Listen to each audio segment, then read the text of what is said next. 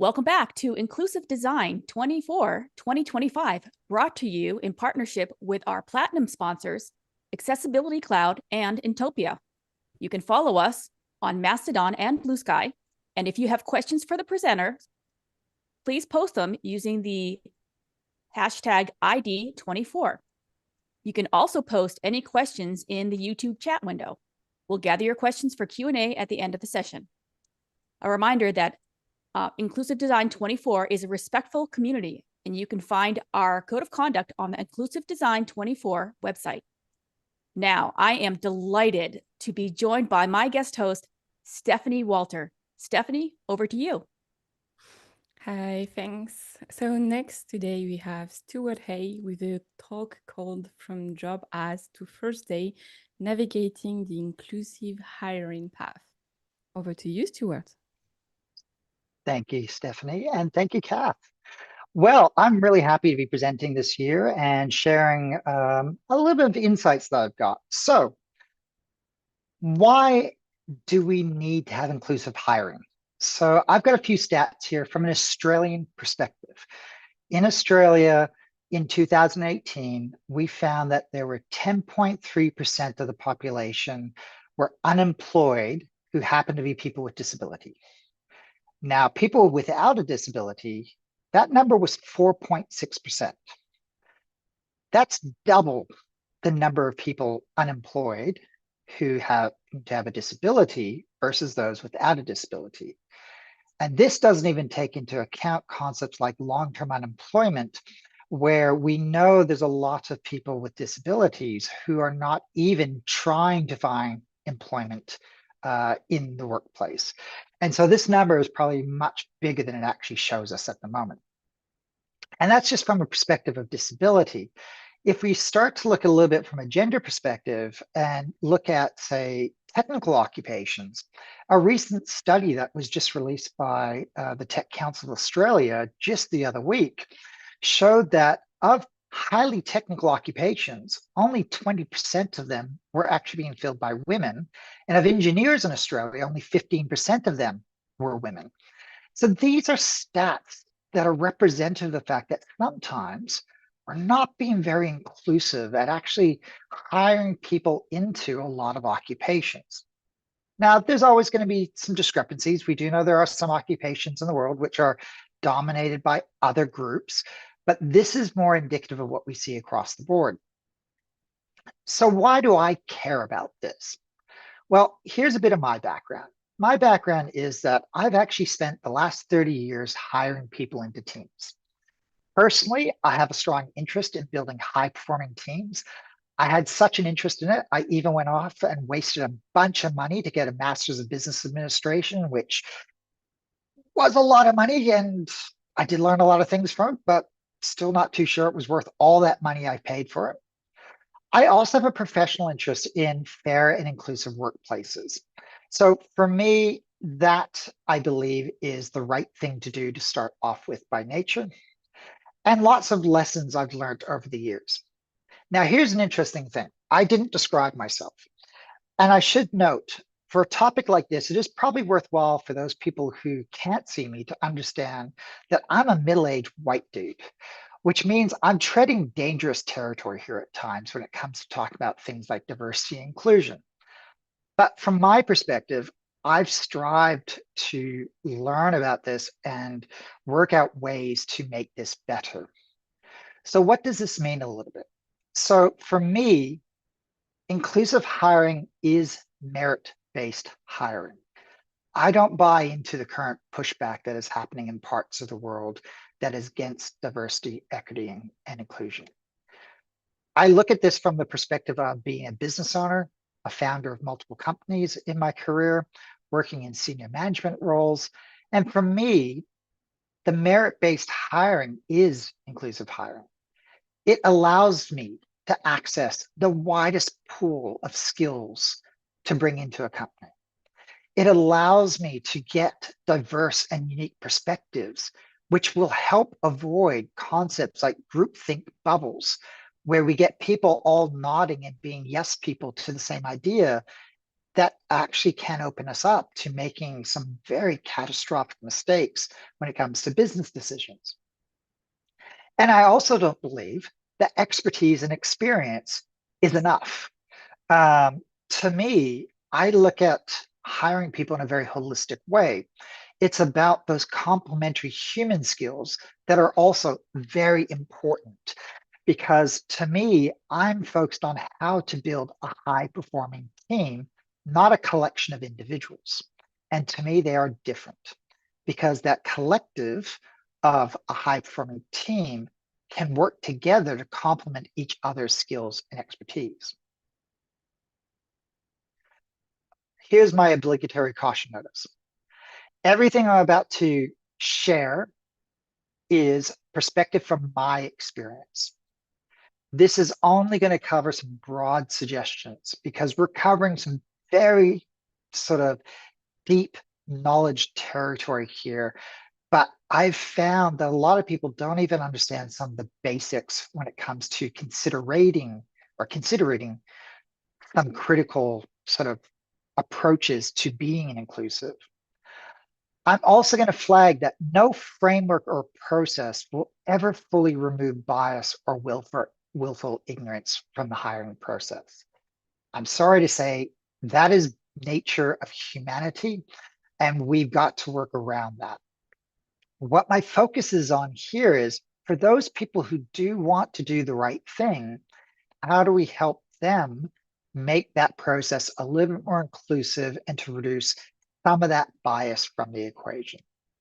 Now, I will note, I haven't audio described some of the imagery I have on my slides because many of them are decorative. But I do have a particular image on this slide, which I loved when I went looking for a caution sign. And it's a caution sign that basically states, caution, falling cows. And there's a cow falling off a cliff on a car, which I loved because I'm a little bit weird with my sense of humor, but also somewhere in the world that actually exists as an issue. It's a very unique caution sign. And that's the thing. There's such uniqueness we have around our society and community that we need to be embracing this because there's so many fun, interesting things that are out there.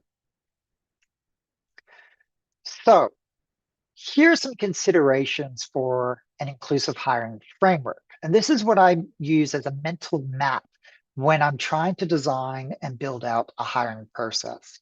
I'm not going to say I always get this right all the time or I apply it all the time, but these are things that I do try to focus on from a mental sort of design side of things to help me ensure that I'm not missing out or at least reducing some of my personal inherent bias like everybody else has.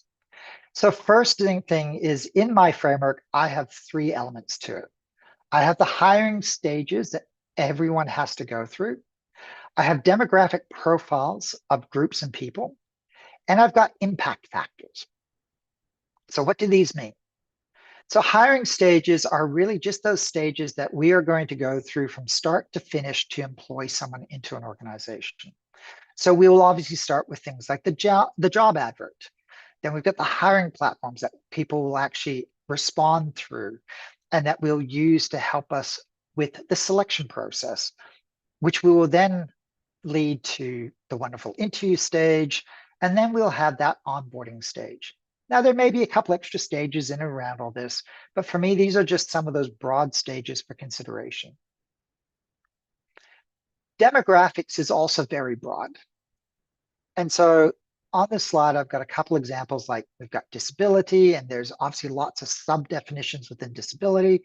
We can consider gender, we can consider culture, socioeconomic, age, race, and ethnicity, and the list is on and on. One thing I do always try to stress with people when we're talking about diversity is that diversity is not a binary equation. Usually when I hear people talk about diversity, they are talking from a perspective of either gender or race. And both of those are important, but they're not the be all and end all of diversity. It is much broader than that. And we really should take that very broad lens when it comes to what diversity is from an inclusive consideration. Impact factors is the things that we should be considering that are going to impact the end sort of user person in this equation. So there are going to be psychological impacts on people. We could be creating physical impacts or technical impacts on people.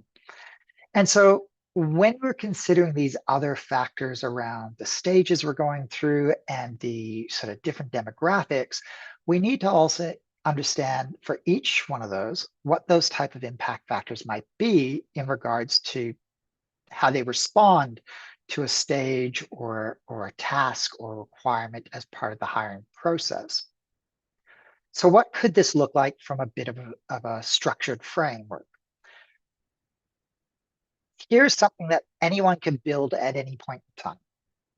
A simple spreadsheet matrix where along the top, you can put all the stages of your hiring process. You can break that down as far as you want to, or summarize it as simply as you want to. Then as part of that, what you can do down the left-hand side along the rows, you can actually put in those different demographics. So in this case, I've broken it out a little bit down the disabilities categories so that we've got blind, low vision, deaf, hard of hearing, physical, cognitive, plus the gender, cultural, and any others you want to add into the equation. Now, when we look at the cross sections between the top title row or the left-hand, the top, title row and the left-hand column, those cross-section cells is where you've got your impact factors. And so you want to consider, for example, what would be the impact on a individual from a hiring platform perspective who might be blind or low vision? What would be the impact on an individual during the selection process for someone with a physical disability or maybe culturally different background? So those impact factors are really what we're trying to consider at the cross-section with these different cells. So let's look at some examples. What does this look like? And what's been some of my experience throughout this? So let's start with the good old job advert. The very first thing we're doing, we're writing up an advertisement. We're trying to sell our role that's available. We're trying to sell the company. We're trying to give information to try to attract the best person for what we want to fill that role. So here's a couple very straightforward suggestions. Focus on plain language. There's no need to be flowery language. Also, we've got to sometimes be a bit careful that we like to work with sometimes a lot of technical language, lots of acronyms that are related to an industry. It's always important to try to simplify that down and make it easier for the widest possible group of people. So generally speaking, aim for like a year 7 or grade 7 reading level. Now, that's definitely going to help some people with certain demographic backgrounds. Cognitive disability usually comes up as a good example of this. But it could also be for something like different language, where, say, for example, English is a second language for someone and you're advertising this in English. It could also be a scenario where if someone's really busy and they're rushing between things, trying to absorb what is in a very complex advert might make it difficult for them to have the thinking space to apply correctly and give you their best attempt to showcase their skills and capabilities. The next thing, dot points are your friend. So the reason why I talk about dot points, particularly for responsibilities and skills that you're looking for, is because for some people, they're not the biggest fan of flowery language. They really just want to get to the crux of what do I need to do, or what are the requirements for this position so I can understand whether I can connect to that and whether it's appropriate for me. Now, this doesn't mean we don't use flowery language. It doesn't mean that we can't have those descriptions about the company and the role and the work environment, but make it really clear in the advert. What are your responsibilities for the role? What are the skills you're looking for? Because that way you're targeting a wide, diverse range of community in ways that is going to hopefully be receptive and easy to interpret by the widest possible part of our community. Be clear what a candidate needs to do to apply for the role as well. don't just focus on hiding things and then excluding it from people later on. Don't work on the assumption that everybody knows what you need to do to apply for a position nowadays, because it's been adapting and it's been a changing. I'll give a good example. When I do job adverts, I actually require and ask for people to give me a cover letter. That is not as standard today as it once was 20, 30 years ago. Different organizations have different reasons why they don't want to see a cover letter.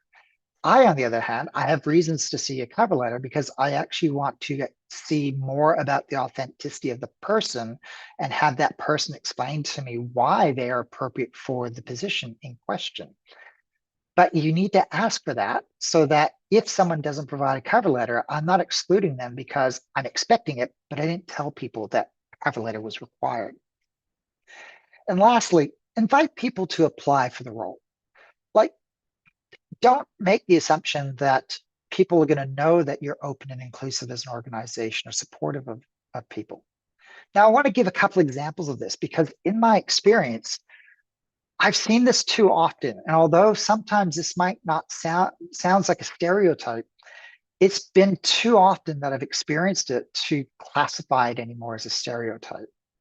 So for a first example, I've seen way too often people self-select out of opportunities when they've looked at a job advert and they've gone, I can't do all the responsibilities that are defined in that job advert. Therefore, because I can't do 100%, I'm not going to apply. And here's the funny thing. It tends to be women who do that a lot. On the flip side, what I've seen inherently a lot as well is men will bluff their way through it. If they think they can do 50% of a job, they'll throw the hat in the ring. So how do we manage to sort of bring this together so we don't get people self-selecting out of a job opportunity? One of the ways I do this when I'm advertising is I actually put in a paragraph into the advert, basically calling this out. And in this case, I've got an example where I go, don't meet every single requirement. We focus on creating a diverse, inclusive, and genuine workplace. If you're excited by this role, apply even if your past experience doesn't match all the qualifications. You may be the right candidate for this role, or others we might be hiring for. For me, this is an invitation to people to still apply for a role, irrespective if they don't feel like they meet all the requirements. Because for me, meeting those requirements are important, but there are other factors that someone can bring to the table that might be of interest to us as an organization, because ultimately, my objective is to find amazing, talented people for any organization I'm working for. Another example is invite people to the table. This is what I was touching on earlier about this invitation allows people to know that they're welcomed to apply and we are going to consider them as individuals. So in our job adverts, I tend to always have a paragraph or a sentence in there that states, as the example I've got here, which is, we encourage people with disabilities, women and gender diverse, indigenous individuals, and ethnic minorities to apply. And what I've found just from these simple little situations, the outcome I get from applications is quite substantial. And in my organization, Intopia, I found just in the last couple advertisements we put out there, we've had over 800 to 1,000 people apply for those job applications. And what I'd like to think is a lot of it's got to do about this open, sort of inviting approach we take to attracting and making it known what we're looking for and encouraging people to apply for these roles and opportunities. So let's move on. Hiring platform and the application tracking systems that are out there. So this is sort of like that next stage along. So we've created that job advert, we've curated it, we've made sure the language is good, we've made sure it's inclusive, we simplified it down so it's plain English, so it's easy for everybody to understand. We've got clarity about what the role requirements are. We've encouraged everyone to apply for the position. So now the next step is they're going to put their application. So obviously the most obvious one here that we have to put into play is use platforms that are technically accessible. Now, I'd like to think that's obvious, but the reality is there are too many platforms still out there in the world. which are not technically accessible, and then they create a technical barrier for someone to apply for a job. And that's not very beneficial because you're already excluding potential talent from your talent pool for consideration. So really simple, WCAG, the Web Content Accessibility Guidelines, or EN 301, 549, any of the accessibility standards that we've got, use them and apply them to building out these platforms. If you're procuring platforms, use them as part of the procurement decision process to sort of make those decisions to get you the best technical platforms that are available or the most successful platforms that are available. The next thing, advertise on multiple portals. Don't limit yourself to one particular job board. Yes, there are more popular job boards out there than others, but also there are different job boards out there that will appeal to different groups of the community. And so a lot of these applicant tracking systems can now allow for easy sort of posting of job adverts across hundreds of boards around the world or around your country. And take advantage of that. Don't limit yourself to just one jobs portal to advertise through. Finally, the other one is support both written and video applications. Now, we know we're quite traditional in the sense that written application seems to always be the thing to do, but not everyone can or has the natural aptitude for a written application.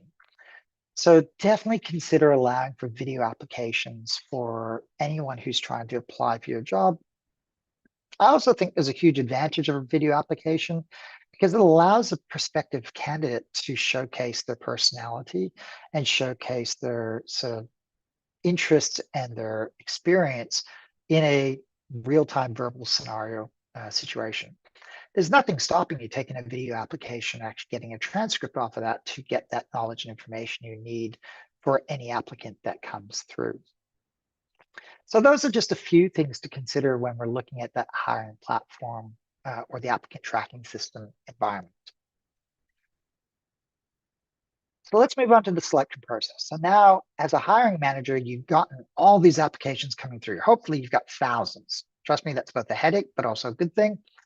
So now we're going to go through that selection process. How do we whittle down, let's say, 1,000 applicants to a handful that we can move on to that interview process?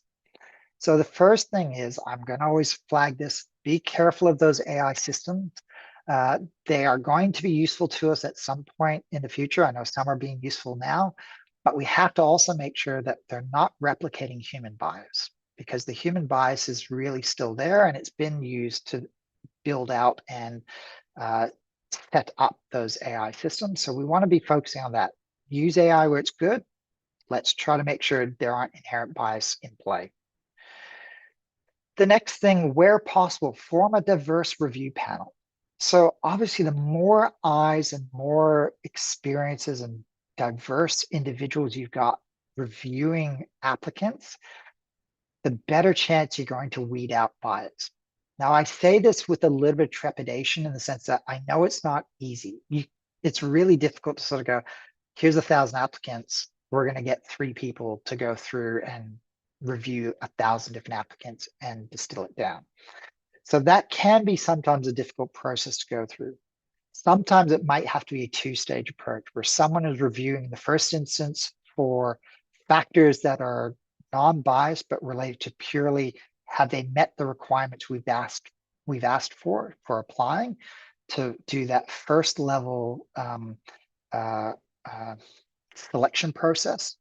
And then hopefully that gets it down to a more manageable number where you can then get a diverse review panel to go through and say, maybe it's 40 people that you're assessing to see who gets through to an interview process. Now, it's important to make sure that panel is diverse. So think of it from a diversity perspective of gender, culture, experience background, age background. The more diverse you can sort of bring across that, the better. Usually a number of sort of a 3-person panel is not a bad mix and a good number to work with. The next thing, focus on both technical and human skills instead of job titles.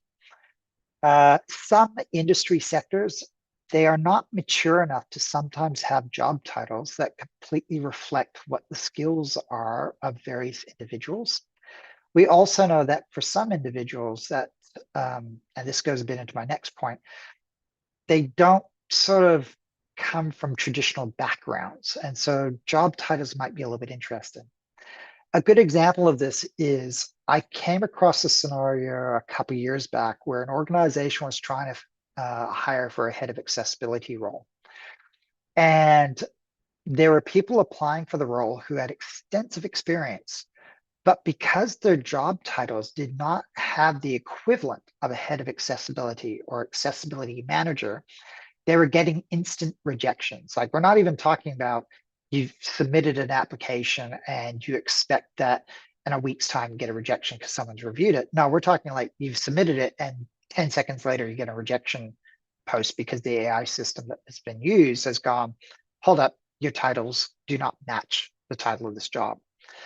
So this is a good example where AI systems have human bias or do not understand sometimes the different industry sectors and the difference between a job title and actual skills and expertise someone brings to a job.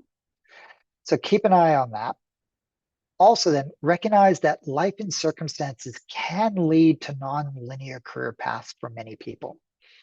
So when I'm looking at this, I'm considering scenarios like when I review a job application and a CV, I'm actually looking for things that look like the discrepancies. So a gap in career history. And what I'm trying to understand is, why is there a gap in that career history? And there are a lot of legitimate reasons why there's a gap in someone's career history.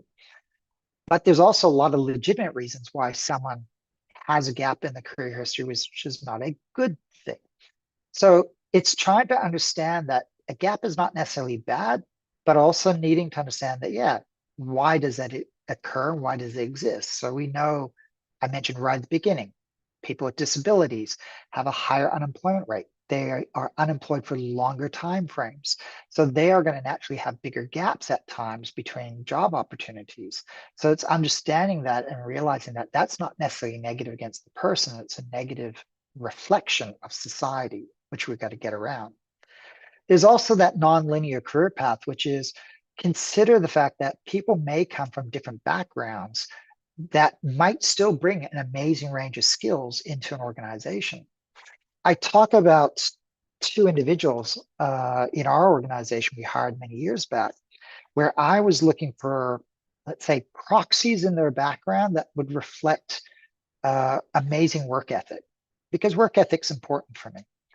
And what was interesting is I had one individual who had a history as a top musician who'd worked their way through life in their early career through university to become a very top of their field musician with a particular instrument. I've seen other people in a similar regard who have reached top peak levels of, say, athleticism in sports. And then I had another person in particular who came from a assistant producer background. And if you've never come across an assistant producer, their background is basically, they're the ones who have to get stuff done for people. That's their whole job, is just they're told, we have to get this film crew from point A to point B, just make it happen. So for me, I'm looking at a lot of times for those type of proxies of reflecting good work ethic and other character skills, which are important for me, because most people can pick up skills of how to do what your job is. It's all those peripheral skills that demonstrate, are they going to be able to do that? And how are they going to add their amazing capabilities to a diverse team? So definitely keep in mind that there are nonlinear career paths. People do pick up different and amazing skills from different areas, so that we can work through those and utilize them in a positive sense for selecting people for an organization. So now we've done a selection. We've got it down to hopefully 6 or 10 people we're going to interview. What do we now have to consider from an interview stage? First of all, diverse review panel. Let's get back to that. We get into this stage where we're going to get people in a meeting room. Let's have a diverse review panel. Now that could be a one-off interview where you've got maybe 3 people behind a panel that's been pretty typical in the government space in Australia. Or maybe it's a multi-stage interview where you're interviewing people 2 or 3 times with, say, 3 or 4 or 5, 6 different people in the organization at different levels to get the input and understanding of an individual who's applying to see how good or not so good a fit they are technically and culturally and human soft skill wise with an organization. So a diverse review panel is important. Always be aware of the fact that you should ask if applicants have any accessibility requirements. We obviously want to accommodate any of those requirements. And if you don't at least ask, you're not going to know to be able to put those into place. An obvious one is always accessible venue, whether it's virtual or physical. So physical, make sure that, say, it's wheelchair accessible, for example. If it's virtual, is it screen reader accessible, and everything in between. So that venue approach is very important. One that actually most people don't consider a lot is share sample questions and the interview agenda early. Now, in the government space in Australia, a lot of the processes that you need to utilize the exact same questions for every single applicant that's applied for a role. Now, I'm a little bit softer on that because different applicants will have different backgrounds and you want to explore different things about every single person. But sharing those sample questions ahead of time, that only needs to usually be like 30 minutes ahead of time. What it allows is for everyone under any scenario to at least be able to start to mentally prepare themselves for the nature of the questions that they're going to be needing to answer. So we don't get the deer in headlight situation where someone comes into the room and you immediately start throwing questions at them and they panic. And it's not necessarily they don't know the answers, but the stress of the environment is actually going to potentially put them into an anxiety state where they're not going to be able to perform to the degree that they could and can perform. Sometimes it's because someone's going for a job and they desperately want the jobs, or they really love the company. They really want to do the right thing by the company.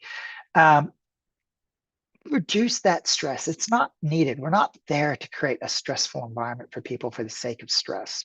We want to get the best performance out of them to compare people against each other on a performance level. And on the other side of that is let applicants know what the agenda is going to be like on the day as well. Even something as simple as going, we're going to start off and give you a bit of background on the company. We're going to tell you a little bit about what we're expecting.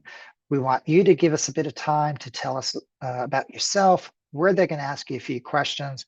We're then going to give you some time to ask us some questions, and then we're going to tell you through next steps. Something as simple as that helps set the scene for people to understand what is going to happen during that interview process. The next useful thing is while you're through that interview process, and I mentioned earlier, interviews can be extremely stressful for people. Take a moment, provide encouragement through that interview process, provide some feedback during the interview. Identify that, hey, that was an amazing answer that you gave me. Thank you very much. Or if they've shared something that's personal, thank them for actually being open and sharing that information. Every little bit like that helps just to reduce the level of the stress. Keep in mind, this is someone that you're hoping is going to be a future teammate in your organization and going to work with you. It doesn't need to be a confrontational environment. Lastly, recognize that cultural differences and lived experiences may lead to different responses. Now, this is one that I learned very late in my management career. And it was a lot down to cultural differences because I always like to ask questions to identify how does someone handle sort of taking responsibility for mistakes in their actions? Because to me, that's a pretty critical red flag. And so I've always adapted different questions over time to try to get that response. And what I learned after a few years was that I was getting different responses from some people with different cultural backgrounds. And as I explored that further, I realized that there were cultural differences around that ability to sort of Acknowledge mistakes, because not every culture is big for acknowledging personal mistakes. And so I had to tweak the questions and even go down the path of what I do today, which is basically just state outright, everyone makes mistakes. I've made mistakes. I could list off a litany of them. Please share with me some of the experiences you've had, because I'm interested to know how you responded to those mistakes. And so it's just a subtle tweak and difference to answering the question that, again, makes it inviting. The last thing is also understand that lived experiences means that some people are going to maybe give you different answers. I've come across situations where sometimes it might be someone who's neurodivergent who I'm not maybe going to get direct eye contact off them because that's uncomfortable for them. It doesn't impact their ability to do a job. It's just that's their social norm that I'm not used to, because I'm used to eye contact. Also, you might get scenarios where someone might be uncomfortable with certain questions or may misinterpret a question. So take that time to understand that if someone sounds like they're misinterpreting the question, to take that step back and rephrase that question so that, again, we're getting out of the discussion what we're really wanting to know, which is this person able to do the job we're looking to do? So now we've gone to that interview stage, and what we've now gone is we've picked somebody, or maybe we've picked a couple people, maybe it was a couple roles, and we've offered them the job, job's been accepted, they're being onboarded. Here's where it gets a little bit more interesting again, because this whole inclusive hiring process has not finished at the acceptance stage. It's continuing to go on through to that onboarding stage. So first thing, there's this huge debate we now got in society around the work from home or work from office. I come from the belief that if flexibility can be offered to the individual, offer them the flexibility. There are people who we know with disabilities or mums with children. Working from home is an absolute godsend, because they are not able to, or it's not easy for them to work out of an office environment. But they can still be hugely productive working from home. So why would we not allow for that level of flexibility? On the flip side, I also know people who are social individuals who really need to have people around them. So again, offer them that opportunity, but be flexible. Offer people the opportunity that's going to work best for them to help them be as successful as possible.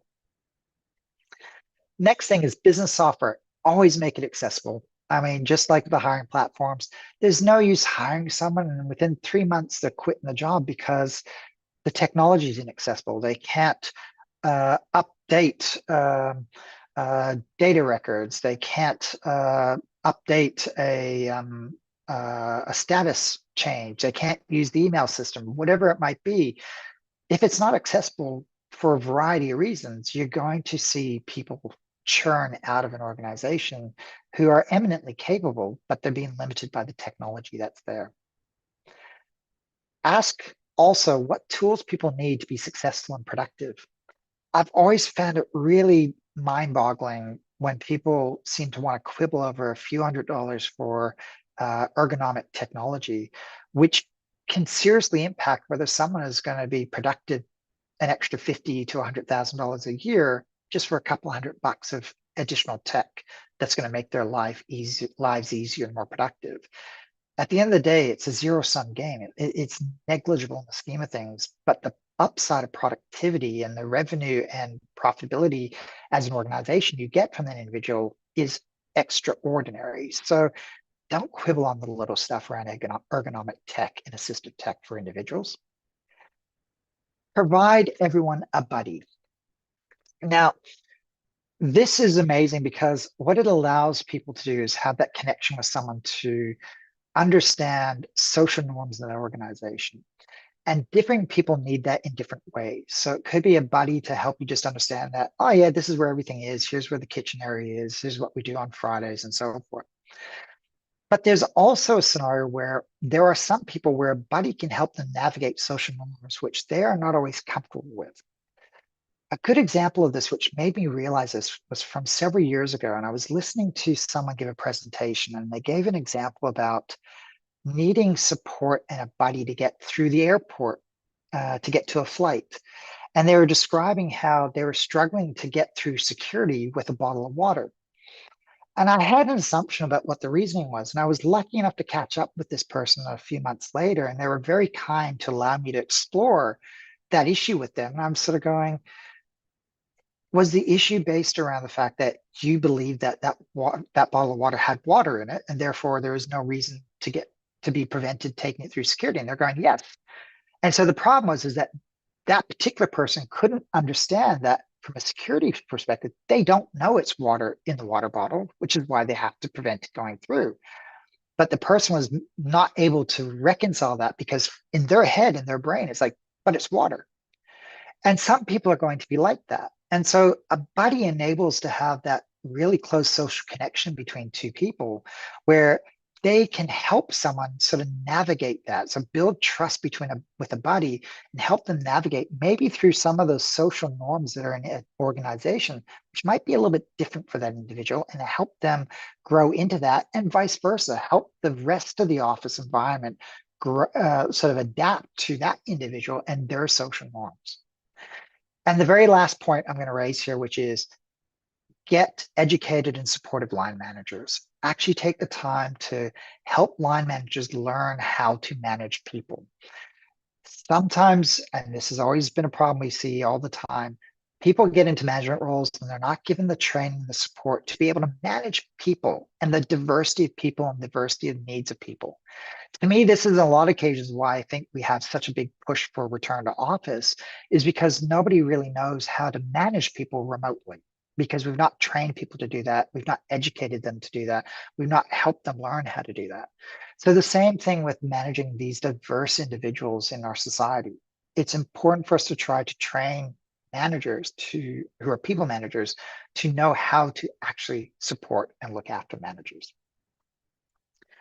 And on that note, I'm going to leave it at that. I would like to thank anyone and everyone who's watching this to hopefully take a little bit out of this that can help you just get that little bit more inclusive in your hiring process, and maybe reduce a little bit of our natural bias so we can take advantage of accessing hopefully the best amazing talent possible for every organization, and help you build better and more high performing teams and to meet the objectives of your organization.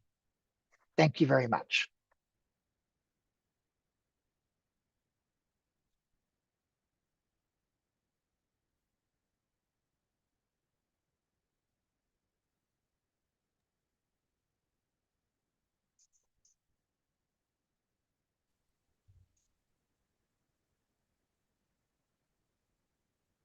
Stephanie, I'm not sure if we had any questions, or Kathleen, if we've had any questions come through.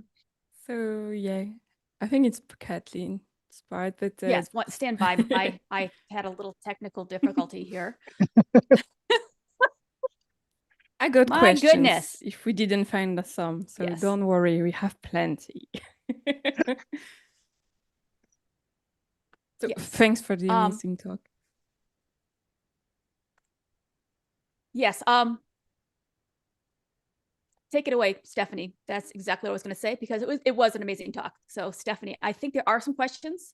Can you Yeah, so first we have a couple already in the chat. So the first question is, supporting both written and video application is a balanced approach. Do you have best practices guidance for evaluating video submission in a bias-free way, factoring in neurodivergence? So I don't have an immediate answer to that. I'll be honest. I know that is a good practice for us to take. As I mentioned in my caution, it is still something that's a little bit tricky, because it is still a little bit abnormal. It's not really, we don't have a lot of good practices at the moment for doing that. And a lot of the systems don't support that. But even then, I think that's where it's not a difficult gap for us to close. We can use tools to both bring out those transcripts to identify what are the skills that the person has. we can also use even things like YouTube videos and changing speed settings. Like today, I listen to a lot of podcasts, not at one speed, I'm listening to at 1.5 or 2 speed to sort of get quickly through things, just like I would skim read through a CV or a cover letter. So I think there's still a long way to go to really incorporate that into standard processes and organizations. And I don't think we have easy answers for that just yet. Okay, thank you. And then there's another question. Can you also give an example of AI replicating human bias in the application process? Written versus video submissions. Can't for the video, but for written submission, I gave one example already around AI tools, basically not identifying job titles correctly.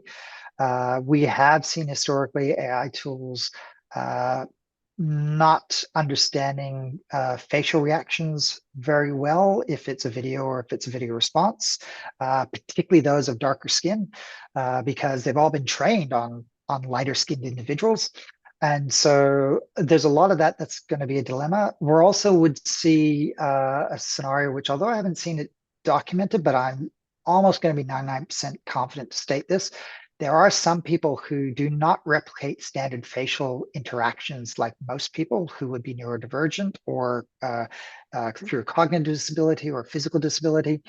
And so what we'll again find is that a lot of those AI tools haven't been trained on that diversity. And so they're going to struggle to interpret that. And I think there was something recently about like trying to do like a happiness identifier on certain personality facial features on these systems, and it was failing with certain types of faces. And so, yeah, I think we still have a long way to go. I think it's one of those things where we just have to keep training with more diverse users, and hopefully we will get these tools to be very productive support tools for individuals. But we've got to keep working on getting the discrimination and the bias out of those tools, which we've just naturally put in there.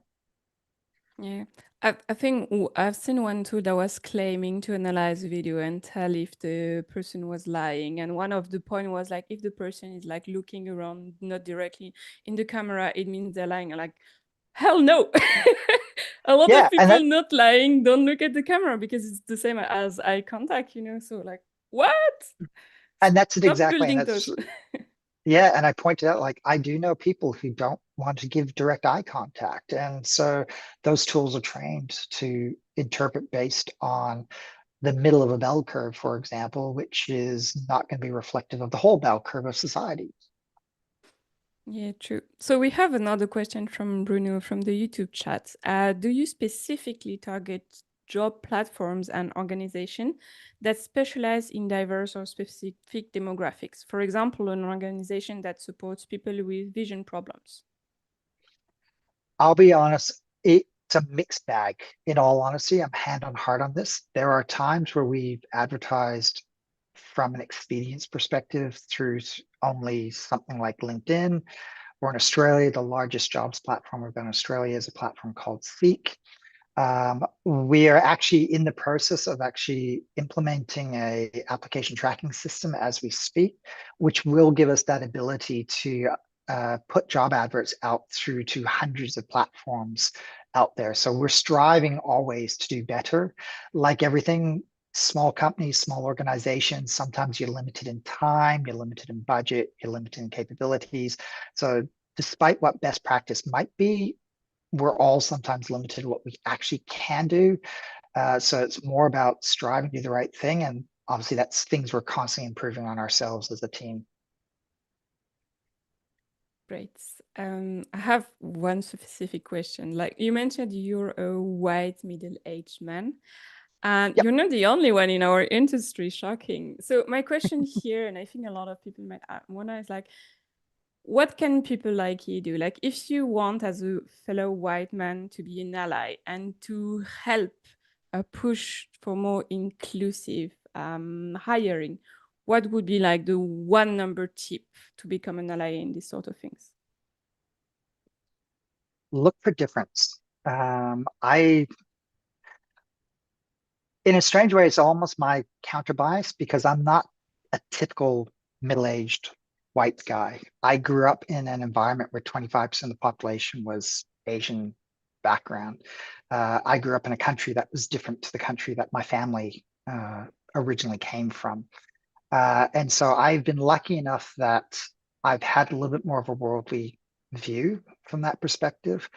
But I also like looking for difference. And I remember a good example when I was setting up a diverse hiring panel. I had for a government organization where I had myself, another team member in my organization as part of our team, but an independent who came from another government organization to come work on the panel with me. And the first thing they asked me was, are you looking for someone like yourself? And my immediate response was going, no, there's already one of me here. I'm looking for people who are different to me. And I'm looking for people who have complementary skills that can bring into this team. And I'm pretty lucky because my track record is I've managed over 30 years technical teams in geospatial analytics, pure play analytics, all the way through to accessibility. And I've never had a team which had which wasn't reflective of almost even balance or representation around genders. And to the point where even at Intopia now, 65% of our team are women or gender diverse, and 50% of our leadership team are women. And so I'm really proud of that because I've been involved in almost every one of our hiring process or the majority of our hiring processes. So for me as an ally, it's about looking for those differences. It's understanding the diversity that's there and trying to fill the gaps and be conscious of that. Even if sometimes it means like for me, I go, oh, someone's got a disability, and later on down the track, I go, am I really interested in that person just because of the disability and they don't have the skills we're looking for? I'd rather be in that sort of reverse scenario than going, I've ignored them because of the disability and I'm looking for that later sort of type thing. So again, it's just sometimes taking that reverse Uno card to your thinking as an ally. Thanks a lot.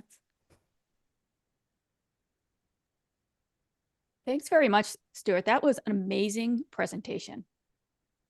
I always enjoy everything you say. So thanks again. I'll pay you later. Checks in the mail. Yep. Okay, y'all. So we're about to wrap up this session. So if you like this session, please hit that YouTube like button. And you can also subscribe to the channel to be kept informed of any of our upcoming future events. Inclusive Design is brought to you with many thanks to our Platinum supporters, Accessibility Cloud, and Intopia. Our Silver supporters, Intuit, our Bronze supporters, the Law Office of Laney Feingold, Mantis & Company, and Vispero. Inclusive Design will be back on the hour with our next session. See you then.